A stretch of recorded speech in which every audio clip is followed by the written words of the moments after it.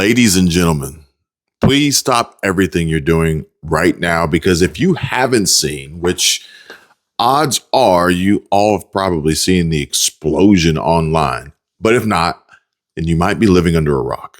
Save this, bookmark my channel, share today's podcast.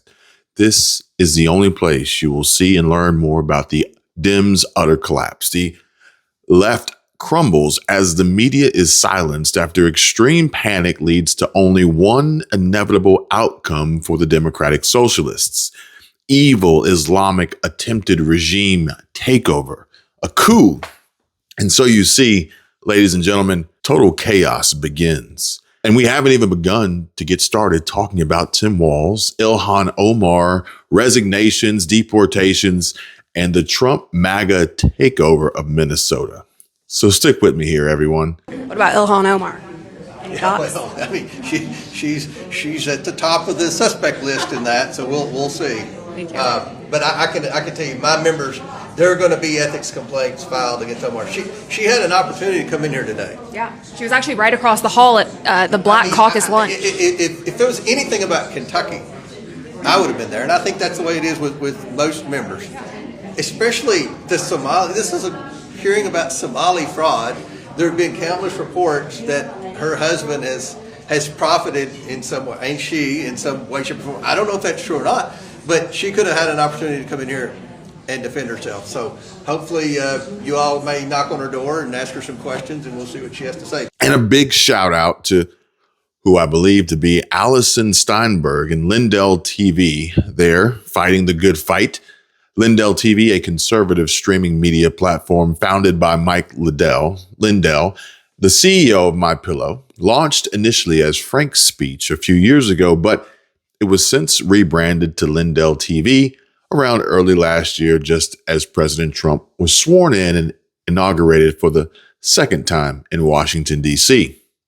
But Allison there, whose Instagram bio reads, Jesus is King, DC correspondent for @RealLindell TV, carnivore, and my personal favorite, but her pronouns are no and thank you.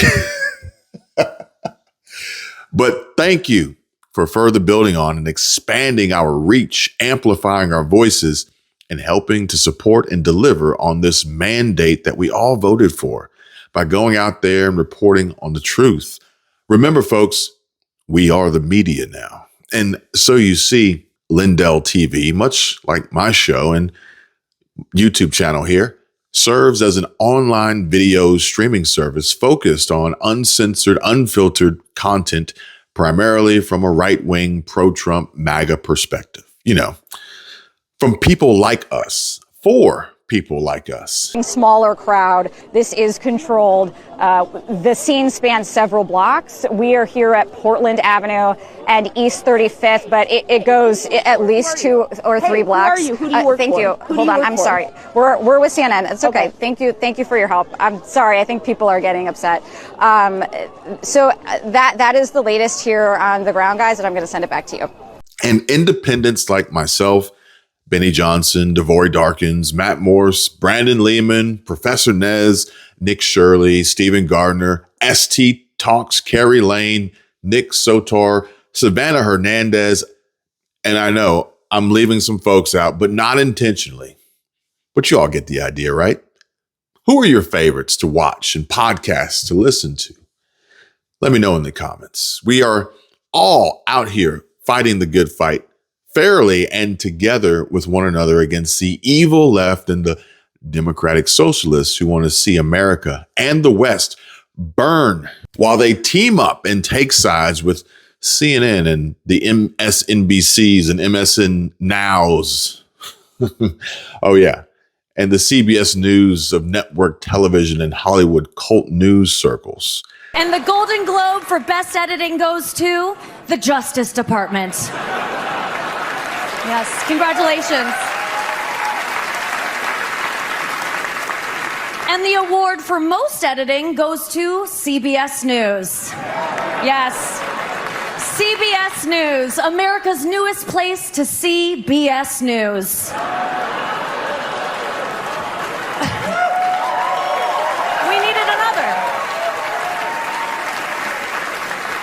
but damn, she's hot up there on that stage and about as bad for their business as Whitney Cummings was on CNN for New Year's Eve a couple years back next to Anderson Cooper and his boyfriend and butt plugger. And I don't know about any of you, but this kind of makes me want to watch CBS News now and see what's happening or what's up over there with Barry Weiss. I mean, if Hollywood hates it, they must be doing something right. What about those idiots at CBS? The CBS News is a wreck. Boy, they ruined it's just gone. CBS News for decades, going back to World War II, before World War II, they would be, Ed Murrow would be broadcasting the Blitz of London from the rooftop of buildings in London for CBS Radio. And it was that mentality that drove the integrity of CBS News that has been trampled on, pissed on, and eviscerated by these idiots that have taken it over. Yep. And I'm at a point now where it really is hurting my feelings because I'm sick and tired of people saying, oh, wait till those midterms. Kids, we're far downstream of the midterms having any effect on this. As always, your thumbs up, likes, and hypes go a long way. With every share and each comment, we just continue to force liberals to lose it, melt down, and implode. As you all saw there at that far left roundtable discussion, that just proves the left's propaganda machine is nearing the end, going the way of the dodo. But every new subscriber helps out a lot in delivering the truth. None of that BS news here, and our message can be further broadcast to the world, a message that the legacy mainstream media would rather ignore and silence than ever dare acknowledge and be forced to debate. And like President J.D. Vance said, arresting and deporting these people is absolutely critical to national security.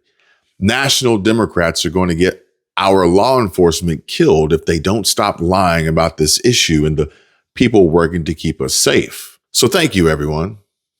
All right.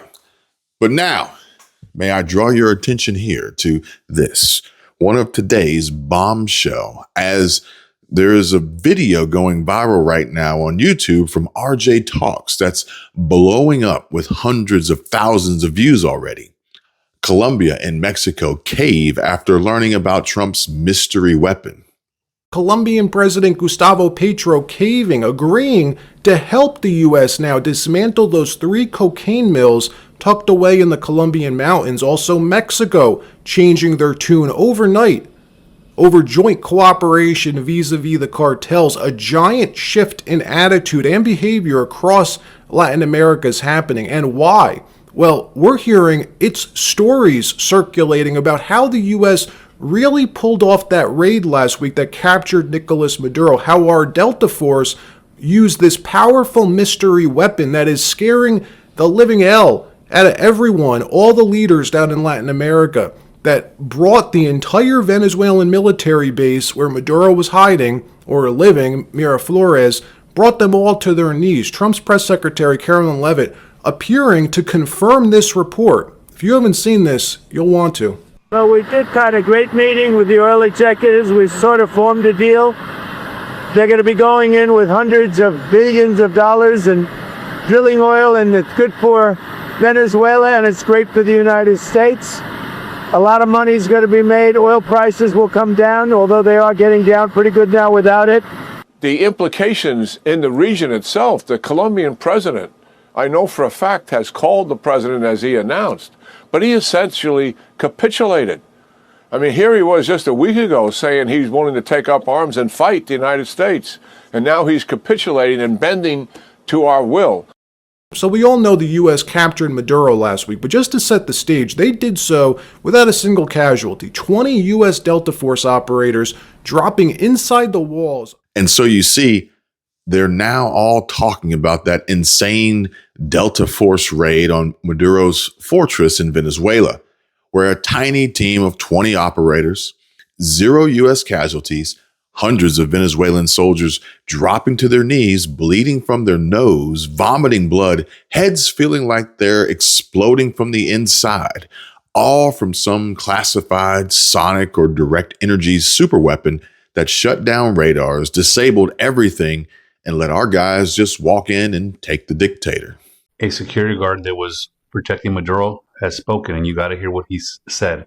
It's in Spanish, but I'll translate. Also, Trump announced that, the cartels, they're going after him in Mexico. The whole vibe of Latin America has changed because of what happened in Venezuela. And now that we're getting firsthand accounts from people that were there, the soldier says they didn't hear him coming.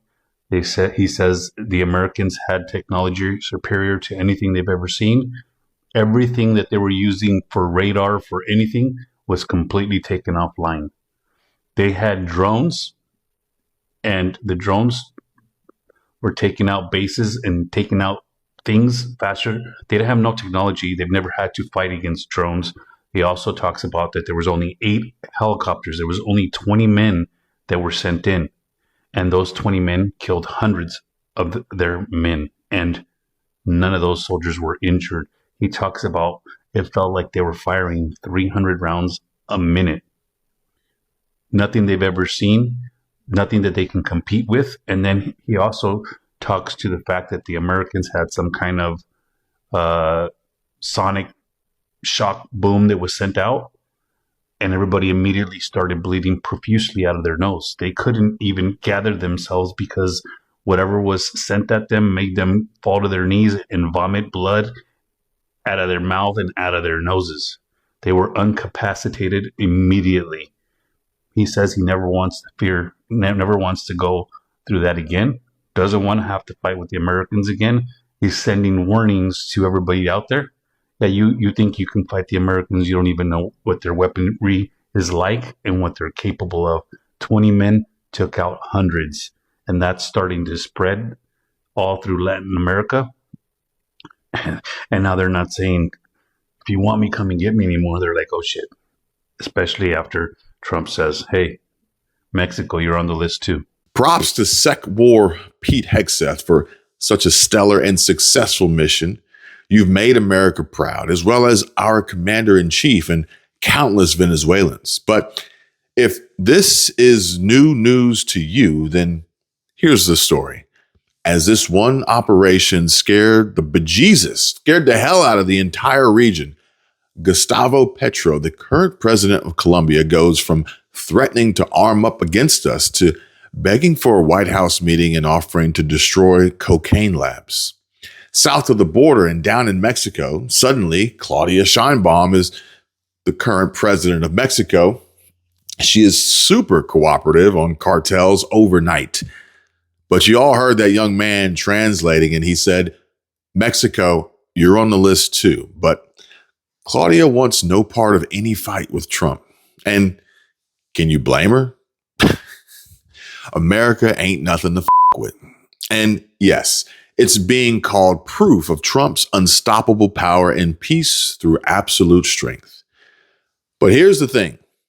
While everyone's distracted by this mystery weapon in Venezuela, and yeah, it's terrifyingly effective, but what if I told you that's not even the half of it? The real mystery weapon, the one that's far more powerful, far more game-changing, and that's about to rewrite everything we know about global power, is something else entirely. And that's exactly what we're diving into today, because this just happened and it changes everything. Stick around, hit that like button if you're ready for the truth that they don't want you to see. Okay, great. And so now let's get into it. But tell me real quick, or better yet, can I get a quick show of hands? But how many times have you picked up the phone to yet another spam call or text and wondered, how the heck did these people get my number? Or worse, your email address, your address, physical address, or even sensitive information like your social security number. The truth is, it's happening to millions of us because personal data is constantly being collected, leaked in massive breaches, and sold on the dark web or to data brokers. It's not just annoying spam, it's a gateway to full-on identity theft, financial fraud, scams, and headaches that can take years to fix. My family and I dealt with a nonstop barrage of spam calls and texts, and it was very frustrating. That's why I'm excited that today's video is sponsored by Aura. Aura stepped in and helped us take control. They scan the dark web for your leaked info, alert you fast if something's exposed, automatically request removal of your data from hundreds of brokers and people search sites, which drastically cuts down on spam, and even block those robocalls and scam texts with their AI-powered tools. Plus, you get 24/7 monitoring, antivirus, a VPN for safe browsing, password manager, and up to $1 million in identity theft insurance per adult. In a world where data breaches are exploding and scammers are getting smarter with AI, but we also know that we can't just count on the government to shield and protect us. We have to protect ourselves and our families. That's why I genuinely like Aura. You can try it completely free for 14 days and see exactly what's out there about you and start cleaning it up right away. Head to aura.com/Kevin247 or click the link in the description to get started. Seriously, protect your data, your privacy, and your peace of mind. No one else is going to do it for you. Again, that's aura.com/KEVIN247. And thanks to Aura for sponsoring today's show. I dressed up like I work for Kamala's campaign, and now I'm gonna deliver immigrants to her supporters. No! We are voting for you, don't worry. Are you? Of course. We do have a surprise, if that's okay, just real fast. You have a surprise? We're looking for a place for them to stay. They just came across. They'll sleep on floors. I mean, they're not picky, you know. We have like a 2-year-old, so Hector's good with kids. sorry, we just can't. Could they just like sleep on your lawn? They need a place to stay. They just came across. My teenagers live with me. Oh, that's fine. Hector, he was dating a teenager like a little bit ago, so. Okay. They just came across. They don't have papers. You're in support of like the whole border situation, and we're just trying to get them a floor to sleep on. We're a house of COVID. You guys want COVID? They said they could survive it. You should really learn how to say her name. We work with her, so we know how to say her name. Earlier you said Kamala. The way she pronounces her name is Kamala. You don't work with her either. See that car? We have 3 dudes who just came across the border. We're trying to find them a home. Find them a home. Just say I'm voting for Donald Trump without saying it, okay? That's a wrong attitude, mister. I said my vote is private. So you're voting Kamala? No. You said it again. Ladies and gentlemen, I must admit, when you just calmly and rationally observe Democrats in the wild, they really are quite the fascinating species. Don't come on my page and say that people should be in this country legally. Don't do it. No! No! Shame! Shame! He shot her because she was queer. Are we f***ing great yet? Are we a great country? Is this one? It's f***ing great. A lot of people are wondering right now how in the world a person's brain ends up like this, because this is not how healthy, happy people act. Let me explain. Liberal women are what happens when the natural female instinct to nurture and defend and care for gets misdirected away from families and children and misapplied to whatever the liberal cause of the weak is. See, women have an innate instinct to support and emotionally connect to vulnerable people. We are designed to be mama bears. And in the absence of a stable and healthy home and family, a woman will find a place to put all of that. The natural instinct to sacrifice yourself for your children gets misapplied in all the wrong directions. You want to know why so many liberal women are out there playing hero for criminal aliens and gender-confused perverts and cultures that hate them? It's because they believe they have identified groups of people who need them when no one else does. We destroyed the family, and we handed a generation of women a bunch of feminist lies and progressive slop in its place. And this is the natural result. This is what we're dealing with on the ground. All over. That's right. Actually, I'm very respectful. And you're not respectful at all in any way. I just want to ask, do you believe in illegal immigration? Do you think U.S. taxpayers should be funding housing for illegals and medical care? Smart man. He is so intelligent. This man, he's got nothing to say.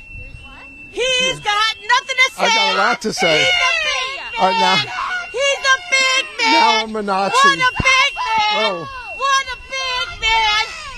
Bye, Crazy. bye, big man. I'm very respectful. Bye, big man. I'm very respectful.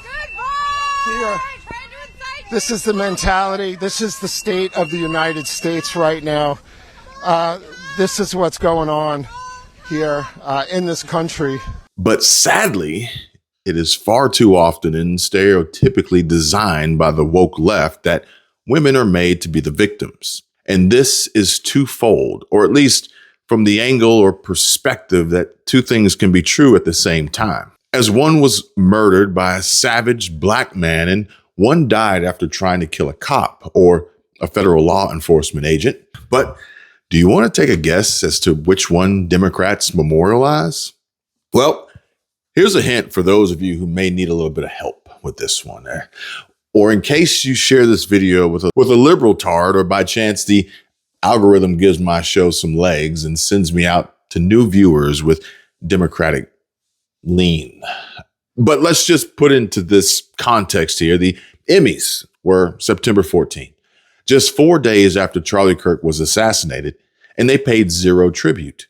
But meanwhile, last night at the Golden Globes, they made sure to honor Renee Good, who tried to kill an ICE agent with her car. Truly disgraceful. The pin, Be Good. Tell me about Be Good. Yes. Of course, this is for the mother who was murdered by ICE agent, and it's really sad. And you know, I know people are out marching and all today, and we need to speak up. We need to be out there and shut this rogue government down, because it's just awful what they're doing to people. We have a vice president. Mark, what's the pin? This is for Renee Nicole Good, who was murdered. We have a vice president who's lying about what's happening. We have we're in the middle of a war with Venezuela that we illegally invaded. He's telling the world that international law doesn't matter to him. The only thing that matters to him is his own morality. But the guy is a convicted felon or convicted rapist. He's a pedophile. He's the worst human being in the world. If we're relying on this guy's morality for the most powerful country in the world, then we're all in a lot of trouble. So this is for her. This is for the people in the United States who are terrorized and scared today. I know I'm one of them. I love this country, and what I'm seeing here happening is not America. And I'll say that I at least respect Bill Maher for being on the level and not pulling a woke Hollywood Mark Ruffalo, Wanda Sykes, Ariana Grande, Leonardo DiCaprio, or worse, Coach Steve Kerr, Doc Rivers, even at this event. The left makes everything about woke politics, incorrect lies, misinformation, and media-driven talking points against Trump to satisfy the drug-like high the TDS required just to get through the day. Wanda Sykes also wearing a Be Good pin for Renee Good, obviously, and trying to use this platform for activism. Do you feel that's effective or no? Oh, come on. We're just here for show business today. It was a terrible thing that happened, and it shouldn't have happened. And if they didn't act like such thugs, it wouldn't have had to happen. But I don't need to wear a pin about it. And good for Bill, calling out the bullshit and refusing to bow to the woke mob. But let's be real. The same Rebecca Good who placed lit, burning cigarettes on the arms and skin of Renee Good's kids was the same one who told her to knowingly do something that would cause severe harm and end up with possibly the worst outcome for anyone besides herself imaginable. And she laughs it off as she takes zero responsibility or accountability for her actions. This is what the left wants to pump into the minds of the party of the failed. The week ended in tragedy when a 37-year-old mother of three, Renee Good, was shot after accelerating her SUV into an ICE officer who drew his weapon and fired, killing Good. You've all seen the video at this point. You already have an opinion about who was at fault. And that opinion is almost certainly confirming your priors. It's Schrodinger's shooting. People who voted for Trump, who believe in his mass deportation agenda, see a woman who turned her car into a deadly weapon, and a man acting righteously in self-defense. People who hate Trump see an innocent woman who was gunned down in cold blood. How to break through this logjam? It's a question that's as important as what really happened on that Minnesota street. Whichever side you're on, this is the real challenge facing us as Americans. How can we tell the truth as we see it with empathy, without deepening the divide? And that truth piece is very important because it was a lie that led to the death of Renee Good. Our neighbors are being disappeared. P.S. Without due process, it is just called kidnapping. Then show up and use your voice. Put your body on the line and use non-violent direct action, which is one of the most important tools in our toolbox to say, I am not okay. I will not go silently into the night. ICE agents surged in Minnesota due to the massive fraud uncovered in the Somali community there, by and large unreported by the mainstream media. ICE was in Minnesota to arrest criminals like those who bilked the American people out of billions of dollars, opening daycare centers that serviced no children, and healthcare centers that healed no patients, and soup kitchens that cooked no meals. They also picked up a registered sex offender from Somalia convicted of 17 crimes, a man convicted of sexually abusing a minor, a man convicted of domestic violence, among many other criminals. And it was during that operation that they encountered Renee Good. Renee moved to Minneapolis a year ago and enrolled her 6-year-old son in a charter school that, according to a New York Post article, puts social justice first, and even involves the kids in political and social activism. Through the school community, Renee became involved in ICE Watch, an activist group that disrupts ICE arrests. That's what she seems to have been doing when she used her car to block ICE agents on the day that she tragically died. Renee wasn't a terrorist. Radicalized by moms at her kids' school, Renee Good died thinking she was making the world a better place. Kept in ignorance about the crimes of her neighbors by social media algorithms and a liberal mainstream media committed to lying about Somali fraud, she chose to believe the mythology that they spread instead. Those networks would have you believe that ICE doesn't belong in sanctuary cities, that you should protest free and fair elections with riots, that the will of the American people in electing Donald Trump to deport every illegal alien is negligible, and that her fellow Americans were Nazis. This is how a mother who had just dropped her child off at daycare died defending Somali fraudsters and their daycare centers full of immigrant children who don't exist. How can we discuss this in a way that is kind and compassionate to the victim of this horrifying tragedy, but also honest about the dangerous lie that she bought into? The dangerous lie she bought into, or better yet, that she was sold. The dangerous lie that led to Renee Good's tragic and avoidable death. A 37-year-old mom of 3 who was shot by an ICE officer in Minneapolis during an enforcement action. This after spending nearly more than 3 minutes impeding and obstructing an active investigation by federal agents, blocking the road with her Honda Pilot and becoming a nuisance, much like she had been trained to do. And based on previous criminal records, she had a history of misbehaving, all in the name of Antifa-like and style paid protester and professional agitators that would likely catch the eye of Soros and others funding this destruction of America from within. But Renee wasn't a bad person, per se. She was seemingly a caring mother to at least maybe one of her children, the only one she still had custody of. But Renee, well, she was just another useful idiot to the left who bought into a narrative pushed by progressive circles, social media, and certain media outlets. The narrative that ICE doesn't belong in sanctuary cities, that Trump's deportation efforts are rooted in hate, and that resisting them is the compassionate thing to do. But much like the parody skit we saw earlier, when Democrats are faced with even the slightest pushback of, I don't know, something as simple as being asked to do themselves what they say everyone else should do, they completely melt down and lose control of their bodily functions, and so desperately want to yell and scream, January 6th. That's a bit of a precursor into a running joke that we're going to get into a little bit later on in the show, but I think you all get the gist, the idea of what I'm saying, right? Mind you, Rebecca Good has yet to release her own cell phone camera footage, and yeah, I think she's banking on collecting a large windfall from GoFundMe or GiveSendGo. last time we spoke, you said that you weren't king, you were president. There were only certain things you could do unilaterally. As time goes on, 1,000 deportations on average a day. People are wondering, and our Twitter feeds and Facebook feeds, that's the question everybody asks.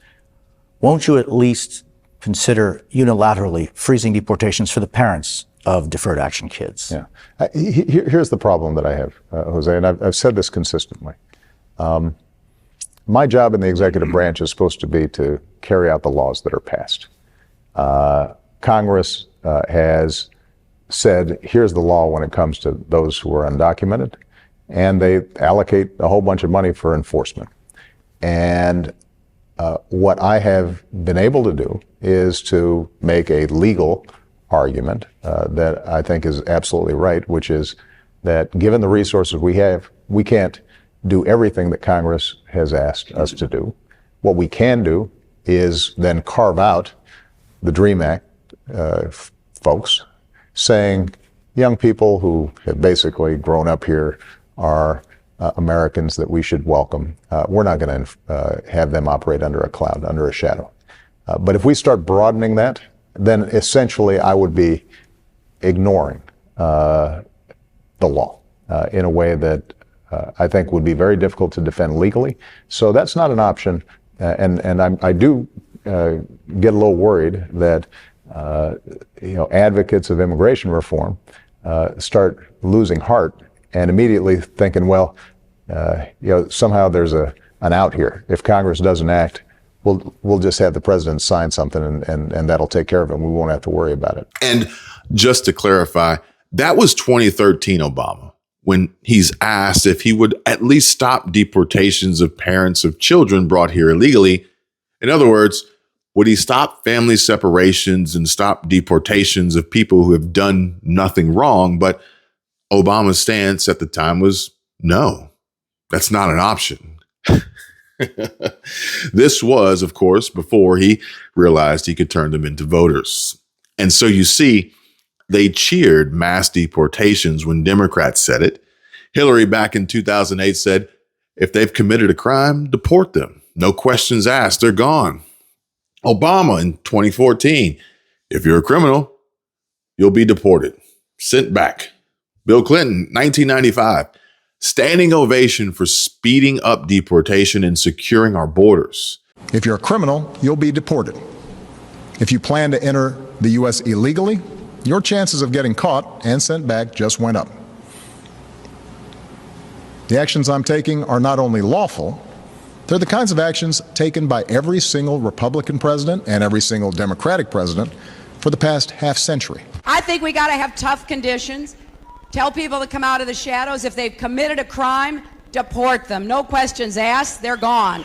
All Americans, not only in the states most heavily affected, but in every place in this country, are rightly disturbed by the large numbers of illegal aliens entering our country. The jobs they hold might otherwise be held by citizens or legal immigrants. The public service they use impose burdens on our taxpayers. That's why our administration has moved aggressively to secure our borders more, by hiring a record number of new border guards, by deporting twice as many criminal aliens as ever before, by cracking down on illegal hiring, by barring welfare benefits to illegal aliens. In the budget I will present to you, we will try to do more to speed the deportation of illegal aliens who are arrested for crimes, to better identify illegal aliens in the workplace as recommended by the commission headed by former Congresswoman Barbara Jordan. We are a nation of immigrants, but we are also a nation of laws. It is wrong and ultimately self-defeating for a nation of immigrants to permit the kind of abuse of our immigration laws we have seen in recent years, and we must do more to stop it.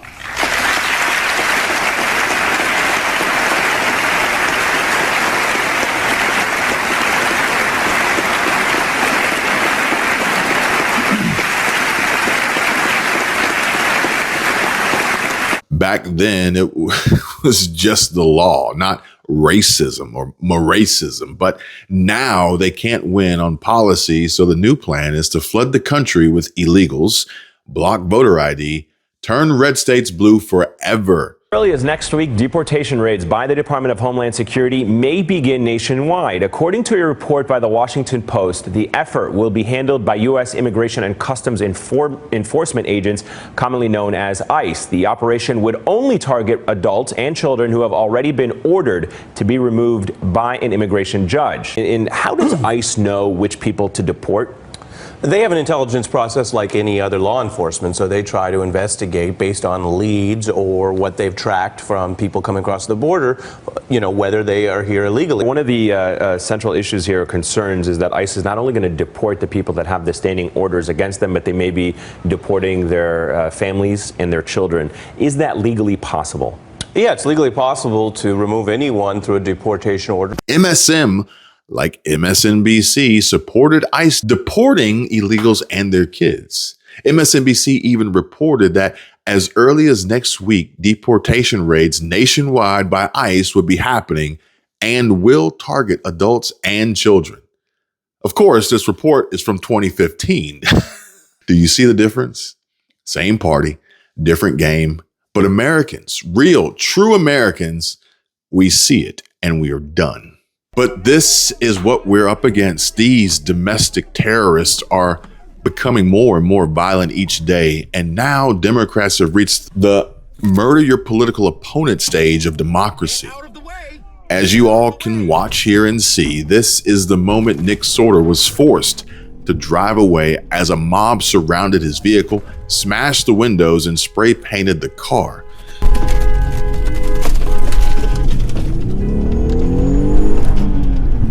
This is what we're up against.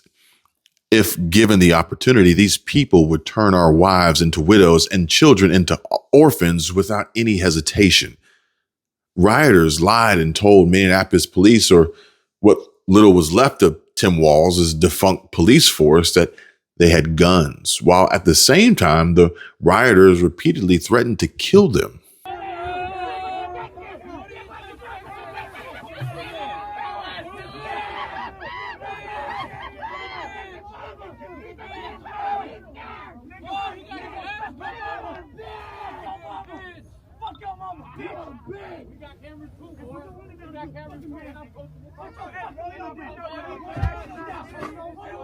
Cute.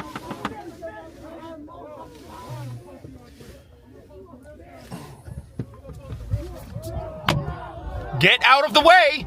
Get out of the way!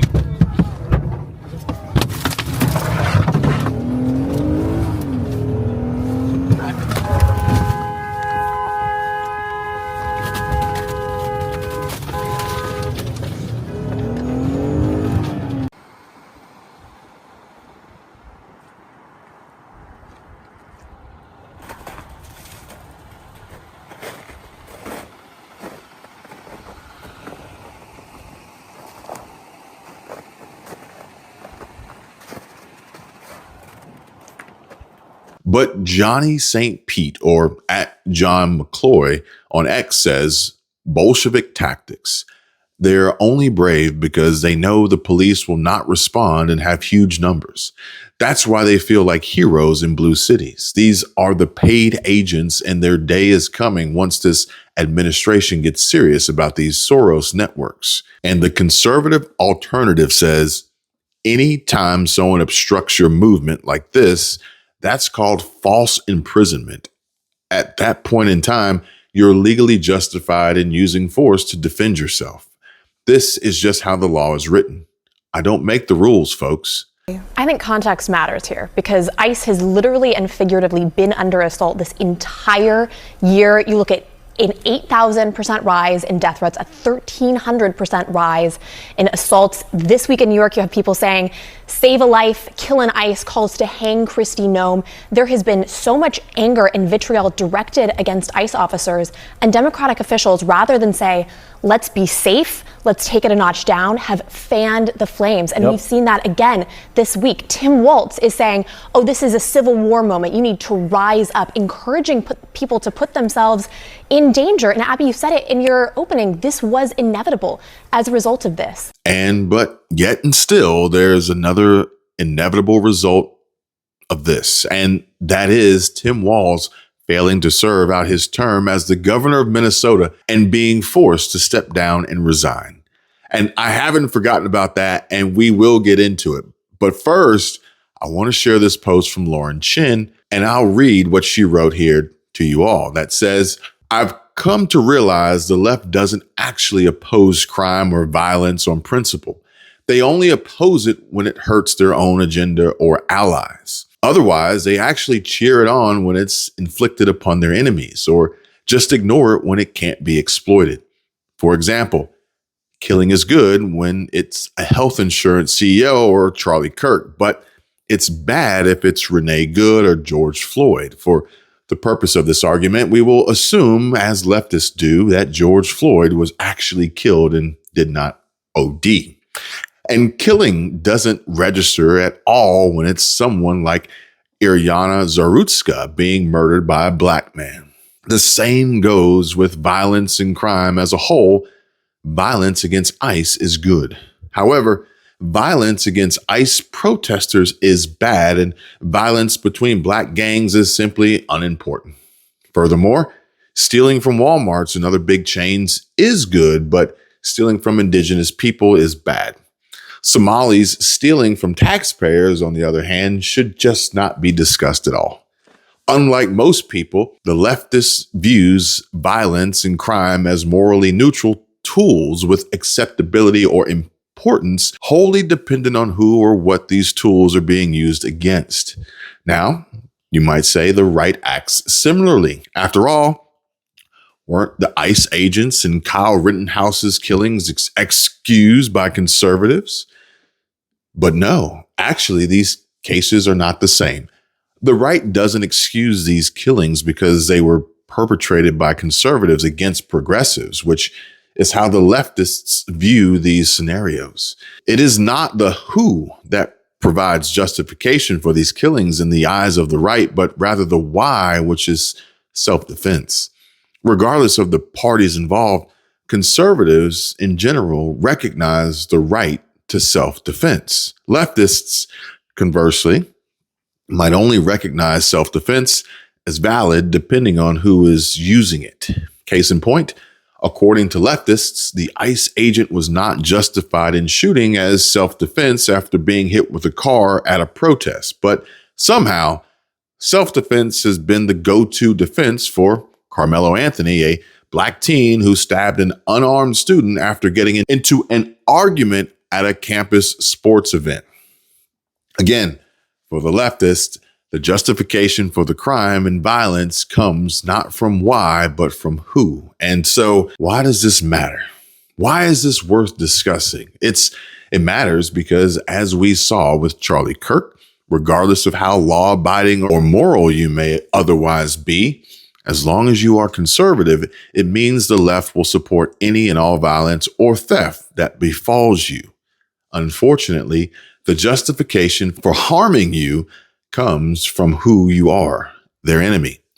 This phenomenon, it also explains the leftist indifference to the crimes of minority groups like Somalis or trans people or illegal immigrants or whatever other protected class. Put simply, in the left's belief system, if a crime happens, but there's no way to use it to gain political power, has it even really happened at all?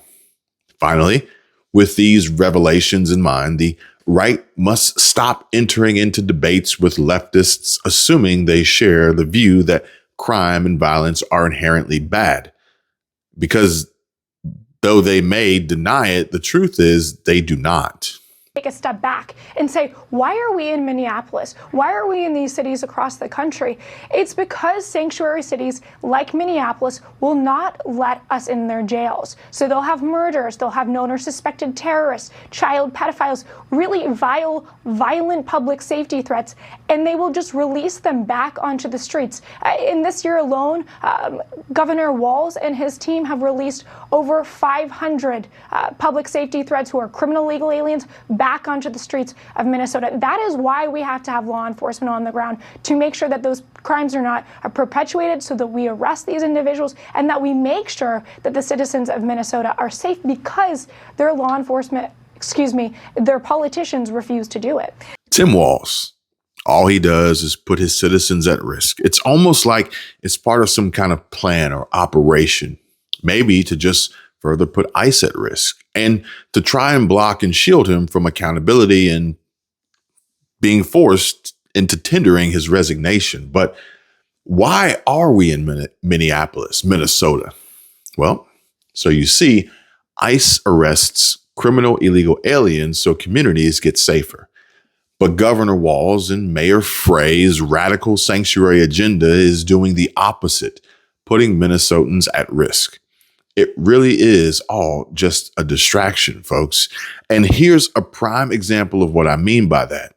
And so you see, after a recent tragic incident in Minneapolis where a federal ICE agent fatally shot 37-year-old Renee Nicole Good as she attempted to drive away during an immigration enforcement operation, has brought renewed attention to use of force standards. But did you know that back in 2020, Minnesota Governor Tim Walz signed police reform legislation, amending Minnesota Statute 609.066 that clarified when peace officers may use deadly force?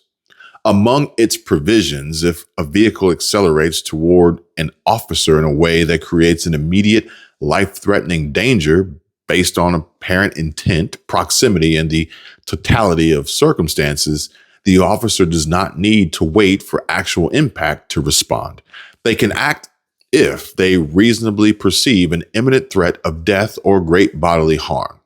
Needless to say, Trump and ICE supporters and others have highlighted the irony here, given Walz's role in signing that law and his current criticism of the federal agent's actions in this case. But with that being said, it's important to note a key distinction. The ICE agent and FBI personnel involved are federal officers operating under Department of Homeland Security, DHS, ICE use of force policies, not Minnesota state law or local police guidelines. Federal DHS policy generally authorizes deadly force only when an officer has a reasonable belief that the subject poses an imminent threat of death or serious bodily injury to themselves or others. It also includes specific restrictions on shooting at moving vehicles, for which officers are prohibited from discharging firearms at the operator of a moving vehicle unless deadly force against that person is otherwise justified, and often emphasizes alternatives like moving out of the path when possible. But shooting solely to stop a fleeing vehicle or disable it is not permitted. However, this incident remains under investigation, with ongoing debates about the facts, video evidence, and whether the use of force met federal standards. But what do you all think? Let me know in the comments. And Morgan says, this is essentially a universal principle. I honestly do not understand why we have to politicize every single thing. Oklahoma follows the same rule. Any person, whether a law enforcement officer or a civilian, may use deadly force when they reasonably believe it is necessary to prevent imminent death or great bodily harm to themselves or to someone else. It applies anywhere that person has a legal right to be. That is the standard almost everywhere. And others say ICE agents and the FBI are operating under federal use of force policies, not Minnesota state policy or police policies. The ICE officers' actions are governed by federal agency guidelines, again, Department of Homeland Security, and ICE policies and federal rules, which have their own standards for when deadly force, including shooting at vehicles, may be used. But nevertheless, tragic events like this highlight the complexities and differences between state and federal guidelines, and why many are calling for a thorough, transparent review. In addition to Americans who are furious and demanding the arrest of Minneapolis Mayor Jacob Frey and Governor Tim Walz for inciting a violent leftist mob that's storming hotel to hotel, stalking ICE agents and breaking in like domestic terrorists. Arrest them both, they say. So, Laura, right now we are in downtown Minneapolis. We've been following this protest outside of a hotel where these protesters believe federal agents may be staying. And just in the last few seconds, it appears they're trying to get actually inside this hotel. You can see this ramp that they were all around me a few seconds ago, and now they're up this ramp. I can see a door open to this particular hotel, and you can see and hear how much noise they're actually making right now. Earlier, they were shining lights on some of the windows, truly making as much noise as humanly possible to this point, banging on drums, blowing their whistles, out with their signs as well. This is at least the second hotel they have been to in the downtown Minneapolis area, appearing to be under the belief that agents are staying at the hotels at which they arrive. Now, again, you can hear the drums, but I can't emphasize enough, it was just a few seconds ago, as we're going to get closer to this ramp to see what we can see. Excuse me here. Where you can see the door open. It doesn't seem that they've made much more progress beyond that door opening and a good portion of them actually going in. Now, while there was law enforcement in this area a little bit earlier in the evening, we have not seen any in the last 30 minutes or so to this point, as they are now clearly, it seems to have breached at least one of the doors here, but at the very least, everyone out in the street making as much noise truly as humanly possible. And when you look at the size, it actually isn't the overall biggest that we've seen, but you actually see here they've climbed a ladder of this other little vestibule here on the side, and they're up there observing as well, as you've got apartments around the surrounding area on top of that. So this is a protest that had been marching through the city and through downtown Minneapolis in particular, and this is the latest stop where they've made their move here to just oh, and you know what? I'm going to turn here. You can see the lights that they were shining on the sides of the building here, trying to get into some of the windows with that light, which we saw them doing previously on the other side of the building as well. So, Laura, clearly we knew there was anger here with federal immigration agents being in the city of Minneapolis, and these protesters making it known they do not want them not only in the city, but not even staying in the hotel. But this is why Tim Walz and other Democrats continue to recite propaganda to not consider ICE to be police officers, thus trying to make it so in some weak and feeble attempt that this law does not apply to ICE agents. But much like Bilal is around and about to find out, there's a difference between state and local and federal, folks. Good afternoon. I'm Rochelle Bilal, the sheriff for the city and county of Philadelphia. And I say her name, Renee Good. Renee Good. Renee Good. Renee Good. Renee Good. Renee Good. This should not have happened, but we're here today. Let know that law enforcement professionals, real ones, not the fake made up ICE, probably Trump's new army to attack citizens of the United States. Did you hear what I said?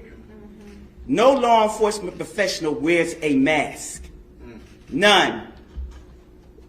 None. Those that come into our communities wearing a mask to commit crime, thank God for our district attorney, Larry Krasner, who say he's going to lock them up. And I'm saying now, we are not going to whisk you away for them to hide your identity, because when you do it there, you're getting arrested there. No whisk away for them to hide you. None of that here. None of that here. Law enforcement professionals do not shoot at moving vehicles. I'm not saying fleeing, because she wasn't fleeing. She was getting out of the way. Law enforcement professionals do not stand in front of moving vehicles invoking an action that is illegal. No, we don't. And so we stand here today with all those who stand against the made-up, fake, what you can call ICE, professional law enforcement. I don't call them none of that. I call them made-up, fake, wannabe law enforcement. Because what they do is against not only legal law, but the moral law. So I'm with the DA, and we will work with them. If any of them want to come in this city and commit a crime, you will not be able to hide. Nobody will whisk you off. You don't want this smoke, because we will bring it to you. And the fake, whatever they call them, because I can't say the name, but the criminal in the White House would not be able to keep you from going to jail. Renee Good should be here today. And to her family, we are saying law enforcement professionals are not the ones here in this city that would do that. But here's the last thing that I will say. Law enforcement professionals around the country do their job, and we have been fighting for years to build that bridge between us and our communities. You have one negative nutcase that causes this problem, and now we all have to fight again to let people know law enforcement works with communities. These crimes would not be down if we didn't have communities work with us. Thank you.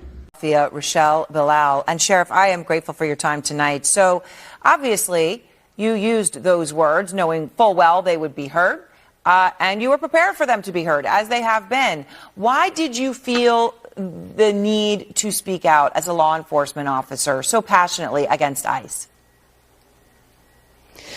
First of all, thank you for having me. While attending the DA Krasner press conference on dealing with the situation with Miss Good that happened in Minneapolis, what was stated was that the district attorney said if you're going to come in Philadelphia and commit a crime, that he would arrest you. The sheriff's office, it deals with transportation. So basically I said you would not be able to hide. Nobody will whisk you away. And if he charges you, then you can be arrested. What I was saying is that when I said you come in this city to do a crime, we will bring the smoke to you. People are tired of these people coming into the city masked up, basically all masked up, and pulling people out and causing havoc. This was supposed to be helping cities out. This was supposed to be eliminating crime, but yet you are committing them here. You are putting people in fear. You are breaking up families. Is it making your job harder? Is it making your job harder? It is. Because in Philadelphia, because there are two branches of law enforcement. The Philadelphia Police Department that, does the investigation, arrest, patrol the city. The sheriff's office is the security of the courts. We have K-9, bike unit, warrant unit that works 24 hours out in the streets. And I'm being blamed about ICE agents being around the courts. Now, I can't stop ICE from being outside, hanging around the courts, because public sidewalks, public building. But what I can do is if the district attorney arrests you and charge you, then we will make sure we transport you to where you need to go. So let me ask you, because, the video that we've had on this, and I'm sure you've seen it from various angles, we now have a new angle tonight, filmed by the actual ICE agent who shot Good himself, right? He filmed their interaction and has released it. Vice President Vance says it shows that the ICE agent, that his life was endangered and he fired in self-defense. You do see them interacting, and it seems to be a rather calm interaction, her arms out the window, then it escalates within milliseconds to the shooting. Looking at this as law enforcement, okay, and what he did and what happened, what do you see? First of all, law enforcement professional does not put themselves in the place of danger. You don't stand in front of a vehicle, basically standing there so that you can get hit or cause an accident. And then when the woman and Miss Good turns to get away from them and the officer is on the side, where is the threat? There's no more threat for you to shoot twice into a car. There was no gun shooting at you. The car turned, you out of the way. That should have been it. 2 more shots into the vehicle, killing this woman. It's wrong. Sheriff Bilal, I appreciate your time tonight, and thank you so much. You're welcome. Thank you. All right. Just in, ICE responds after Philadelphia Sheriff Rochelle Bilal threatens to arrest federal immigration enforcement agents. And they say, try it. See what happens. And Representative Randy Fine, Republican out of Florida, calls for the arrest of Philadelphia Sheriff Rochelle Bilal for threatening to arrest ICE agents and calling them fake law enforcement. She says, like she's in a freaking Drake rap video or something, you don't want this smoke. We will bring it to you. But ladies and gentlemen, this is what DEI looks like. And I would be shocked, floored, if the sheriff could do a single push-up, let alone arrest an ICE agent. I'd love to see her even try, but there's no way I could be a cop and try and arrest a federal ICE agent just doing their job or simply wearing a mask. Insane rhetoric. I mean, I would never vote for Joe Biden or Kamala or Newsom or AOC or whoever the Democrats plan to run after the midterms in 2028, but I would at least show them respect. The Dems are incapable. But so you see, the narrative has changed once again. Now she, Renee Good, was just doing a 3-point turn, not blocking the road. Anybody can see these videos. Anybody can see that this victim is not a domestic terrorist. I mean, my goodness, she's like doing a 3 or a 4 or 5-point turn. This looks like somebody that's trying to get out of there. If doing a 3-point turn or a 4-point turn is a domestic terrorist, and my wife is a criminal every single day, it does not make sense. I guess Frey hasn't seen the video of her blocking the road and dancing in her car for about 3 minutes. But if it takes you 3 minutes to do a 3-point turn, then you shouldn't even have a driver's license. I mean, although we know Governor Tim Walz made it so that anyone who can fog a mirror gets a driver's license in the state of Minnesota. And of course, with that, the ability to vote Democrat and bring along 8 others with you so long as they vote blue too. Governor Walz and the trifecta in Minnesota, the last legislative session, gave illegals free health care. It's called MinCare, free driver's license, and free college tuition. Now we're out of money. Minnesota's out of money. It was $18 billion surplus, and Walz urinated it away to a $6 billion tax increase on Minnesotans. Now it's a legislature where the Republicans, they're half and half in the House, so they have to work in a bipartisan way. Right now, Governor Walz understands we're in dire straits. He now wants to, rightfully so, kick or get rid of illegals on Medicaid in Minnesota. And his base is they're protesting him, etc. I mean, in my opinion, Governor Walz has been a really, really a disappointment, and that's the best I can say for Minnesota. Walz, grow some balls! Walz, grow some balls! Walz, grow some balls! El pueblo presente! El pueblo presente! He was taken by ICE just the other day. Somebody say shame! Shame! They murder when they ignore calls from people who really need them, and when they assist ICE. So to Jacob Fry, we say fuck you! You are not doing enough! Words are not enough! We need action now! Same goes to Tim Walz! You think it's gonna help anybody bringing the National Guard to Minnesota?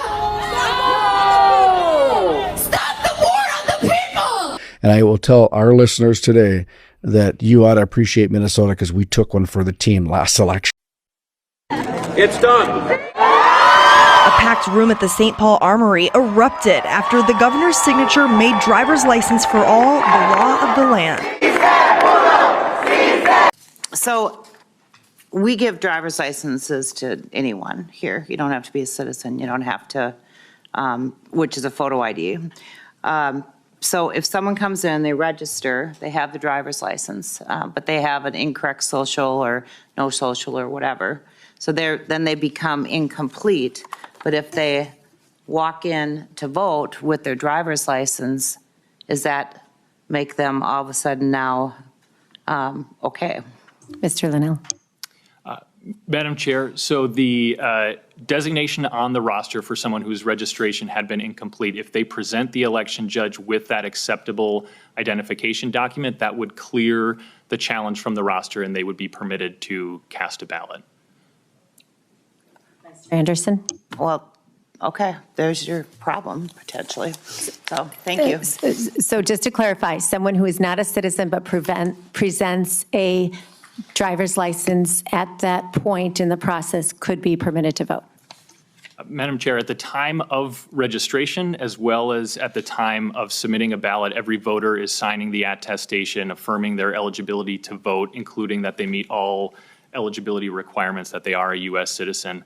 Did you know that in 2008, 500,000 voters, or nearly 19% of all voters in Minnesota, registered on Election Day? And did you know that former Senator Al Franken was elected by 312 votes? So I'm not alleging anything on the program, but what I am saying is that this vouching system, which clearly opens the door for potential fraud, could swing statewide elections. These are not serious people. They have no business being in office. But I want to just wrap up today's segment on Renee Good. And yes, she got involved with groups monitoring ICE, thinking she was protecting vulnerable brown people. But the reality was she ended up defending a massive fraud scheme in the local Somali community. Billions in taxpayer dollars funneled through fake daycares, health clinics, and empty facilities claiming to serve non-existent children. Now, on that day, after dropping her own kid off, she accelerated directly toward her vehicle, her SUV, directly toward the officers during the crackdown, and it ended in tragedy. Batya puts it bluntly and says, Renee died believing propaganda that kept her in the dark about the real crimes around her.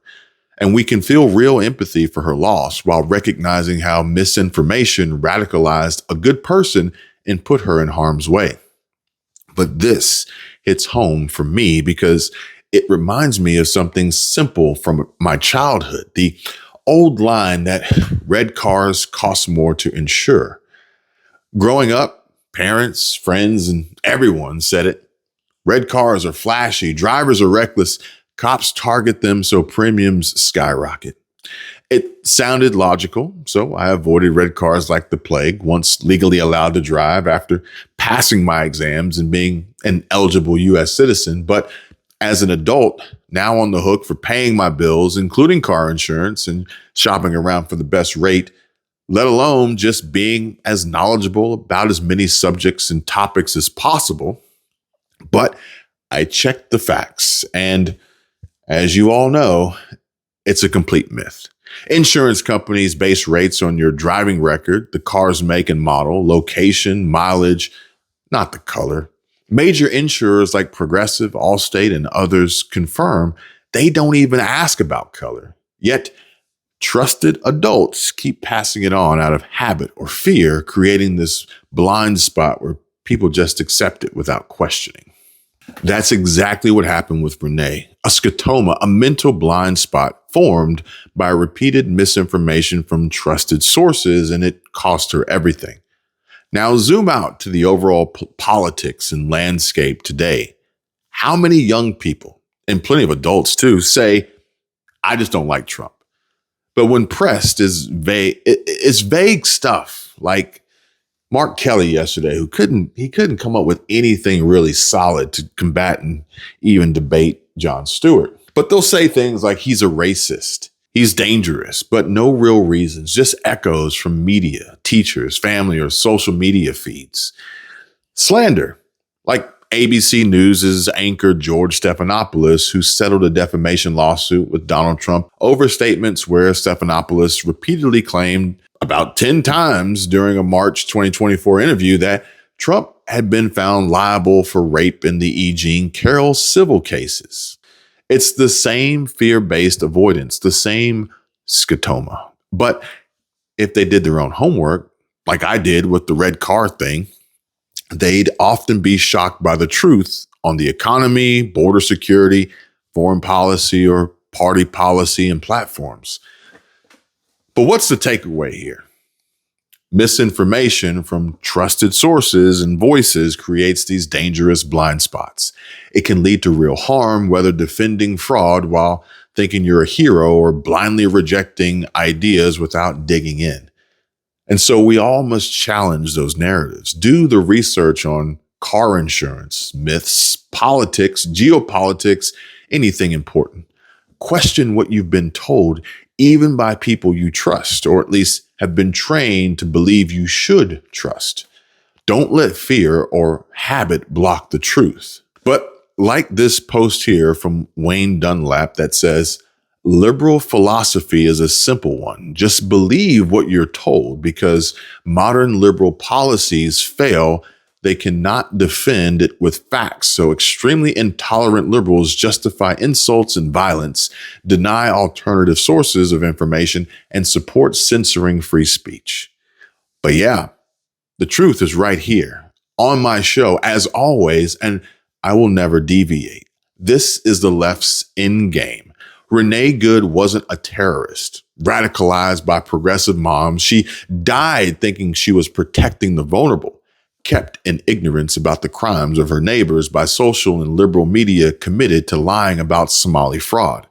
She died on the altar of a dangerous mythology, an ideology that employs those networks who all would have you believe ICE don't belong in sanctuary cities, that you should protest free and fair elections with violent riots, that the will of the American people in electing Donald Trump to deport every illegal alien is negligible, and that your fellow Americans are Nazis.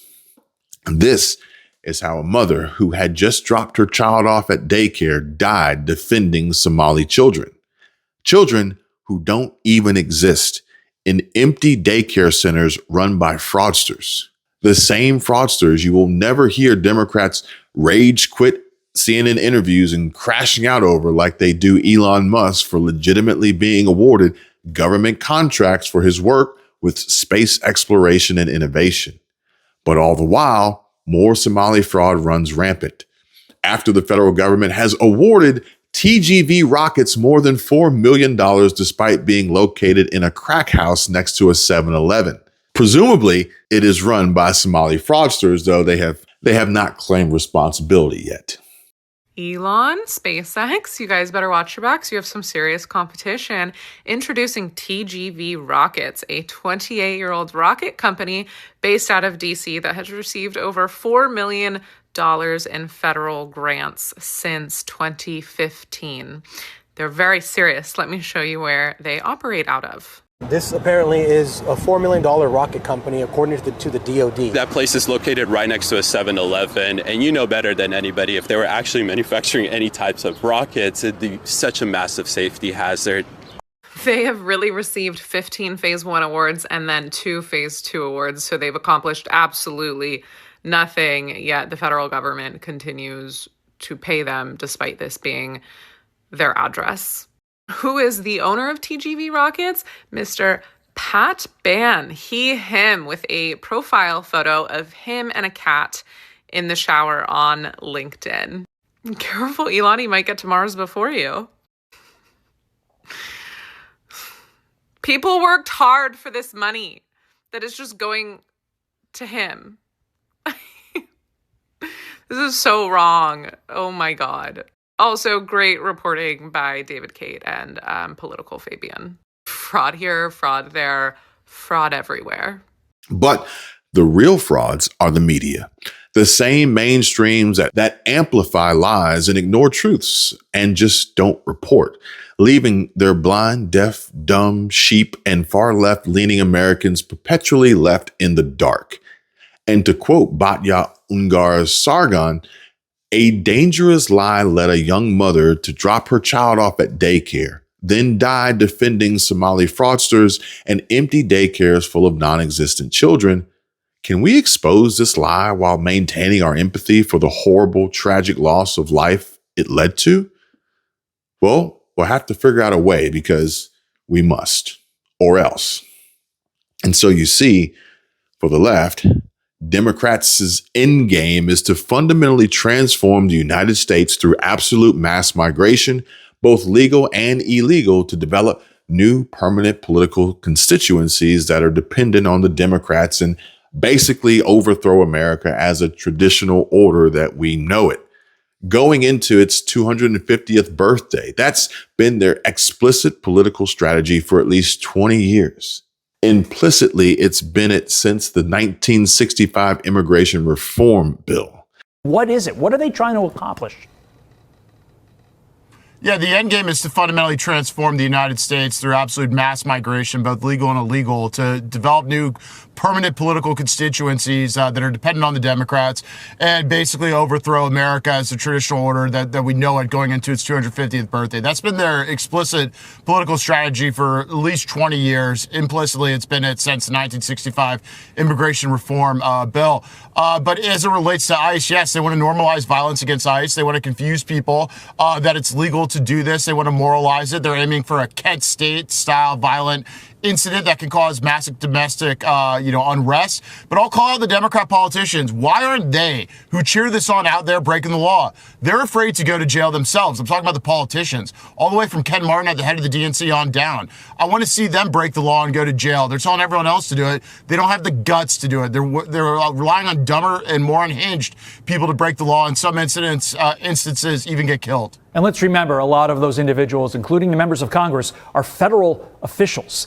They're encouraging people to stand in front and bother and interfere with federal officials. Think about that for a moment. Let's stay in Minnesota. Leftists claim to be pro-women or pro-woman, and yet they don't give a crap about those who've been murdered by illegals.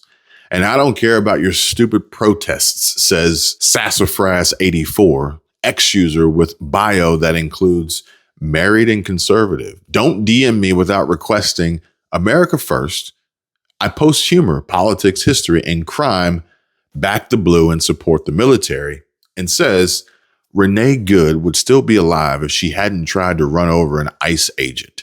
Lake and Riley would still be alive if the Biden administration hadn't allowed an invasion at our border. Everything happening in this country has been due to bad Democrat policy. The left is on the wrong side of every issue because they hate President Trump that much. You are not good, moral people. You have zero integrity. All you care about is this moral superiority you have in your head. It's not real, and sticking it to President Trump and urges get some therapy. We don't care. I can't believe you're not sad about these people getting deported. No, what makes me sad is Lake and Riley just going for a jog at 22 years old at the University of Georgia and getting brutally attacked and murdered by an illegal alien before he tried to essay her. Then her parents having to listen to the 911 call of her struggling to breathe and beg for help. What makes me sad is Jocelyn Nungare, who is 12 years old and found deceased after being brutally raped by 2 illegal aliens. 12 years old. Or Rachel Morin, who is a mother of 5 and was killed while hiking. Megan Boss, who was 37 years old, was found in Illinois deceased after being reported missing. Guess who was charged? Luis Lopez was 15 years old. He was killed protecting his mother from being raped by an illegal. A Texas woman was kidnapped, tied up, beaten, and assaulted after being trafficked for 5 days. That's what makes me sad. Where outrage is manufactured. Going off of your logic during BLM and the all cops are bad, yeah, there's good ones. There's ones that have no ill intent, but there's also bad ones and they ruin it for everyone. There's also the consequences of the Biden administration's open border and catch and release policies. So say thanks to them. Let's stay in Minnesota. Representative Ilhan Omar criticizing the federal probe into that state's welfare fraud. Listen. What they are doing is creating confusion, chaos, trying to intimidate people from being able to exercise their regular, normal activities that they would. There is no justification in any of the things that they say. There is no reason for them to use this level of rhetoric. There is no reason for them to fully stop the funding these programs. The only reason they are doing that is for PR purposes. So apparently uncovering a multi-billion-dollar fraud is too much, quote, confusion and chaos for Representative Omar's liking. But I I'm so exhausted in trying to ask what any of this, information has led to you finding any criminals that you have indicted that explains why you are wasting so much of our taxpayer resources and also terrorizing our communities in the amount of federal law enforcement agents that you have in the streets of our city and our state. There needs to be some sort of justification. You have a really interesting point of view on this. You say the feds knew about Medicaid fraud in Minnesota for years and did nothing about it. What can you tell us? What I can tell you is that the words Ilhan Omar uses are almost entirely interchangeable with her perceived enemy, adversary, Trump, and all of us, really. But if you didn't know any better, you could say she's really talking to the mainstream media. Create confusion, chaos, trying to intimidate people. There's no justification in any of the things that they say. Oh, and the reason for them to use this level of rhetoric. Armstrong Williams, owner of the Baltimore Sun, posted this. It reads, "Let's be clear. ICE is not the threat to our communities. The real danger is the growing tolerance for lawlessness masquerading as protest movements that have become increasingly hostile, disruptive, and violent. What we are witnessing is not organic dissent, but a calculated effort to fracture this country from within. This is not invasion by military force.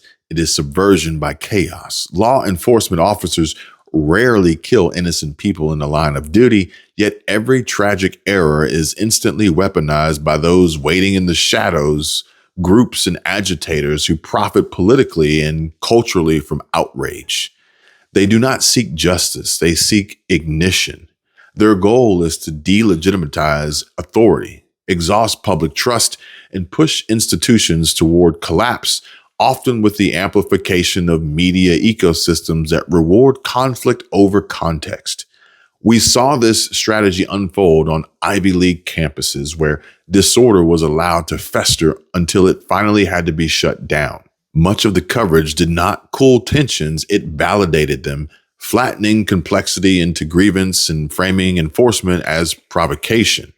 Now, those same forces have found new oxygen, exploiting the deployment of ICE agents under President Trump as their latest rallying cry, turbocharged by legacy media and social media algorithms that prize outrage and virality over truth. This is no longer about immigration, civil rights, or reform. It's about power, about who benefits when cities burn, when laws are paralyzed, and when Americans are turned against one another, while legacy media outlets and digital platforms too often serve as accelerants rather than brakes. History is unforgiving to societies that confuse chaos for conscience. And the longer we indulge this deception, the closer we move to consequences we will not be able to control. And thousands of anti-ICE protesters took to the streets in Minneapolis Saturday, calling for an end to the immigration enforcement there after a deadly confrontation on Wednesday. The Department of Homeland Security is preparing to send hundreds of more agents to the city. In a moment, we'll bring in White House border czar Tom Homan to ask him about that. But first, Matt Finn is in Minneapolis with more. Matt.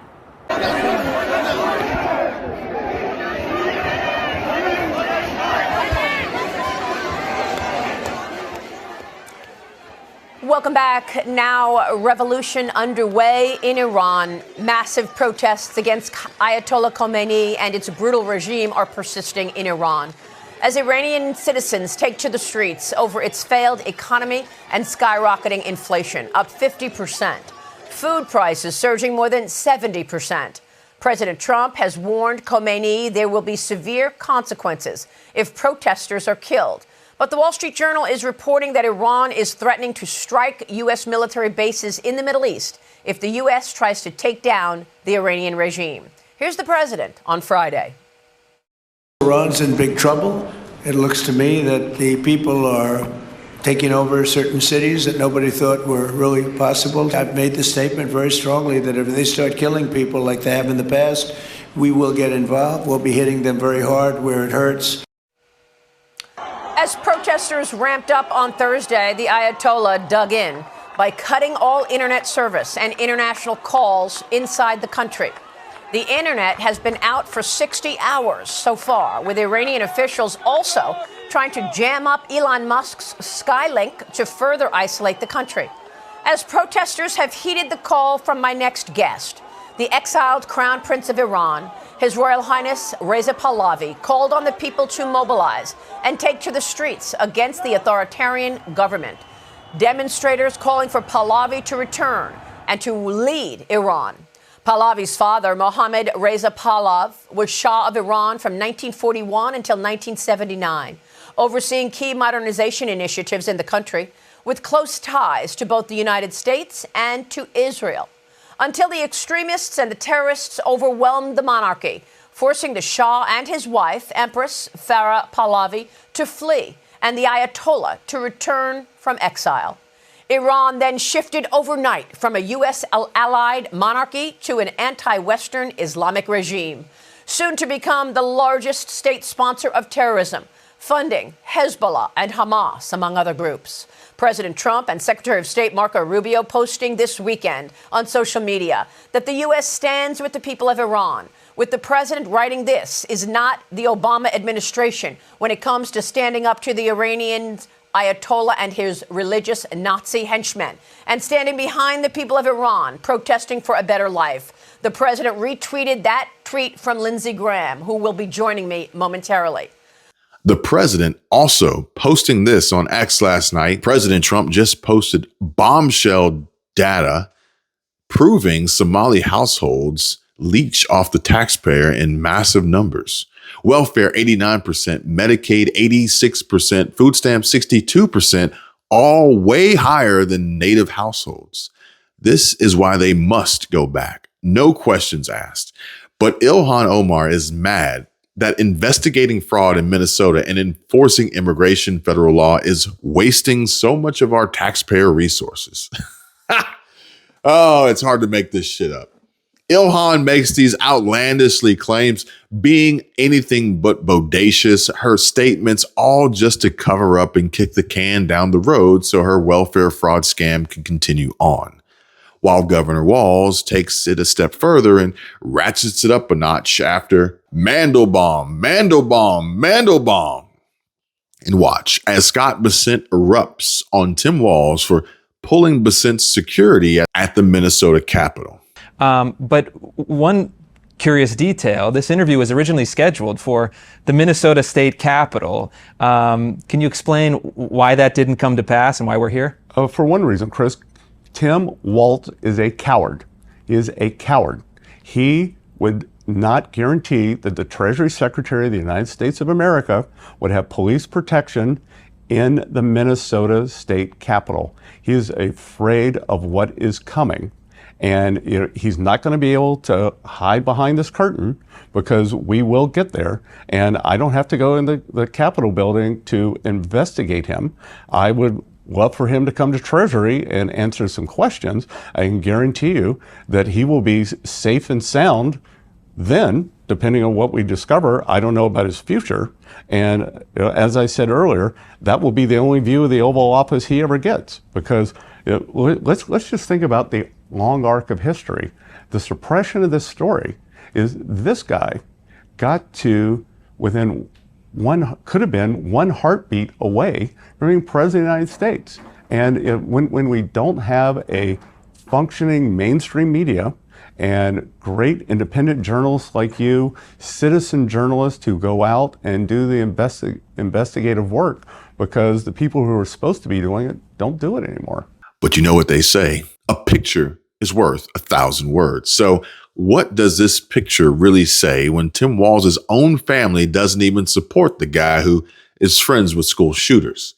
And look, I don't know about old jazz hands. Can you hand me another tampon from my bloody anus walls? But because from what I hear, and this is just a rumor, folks, but maybe Elon can attest, but old Scotty boy can throw a punch, and that's the word on the street.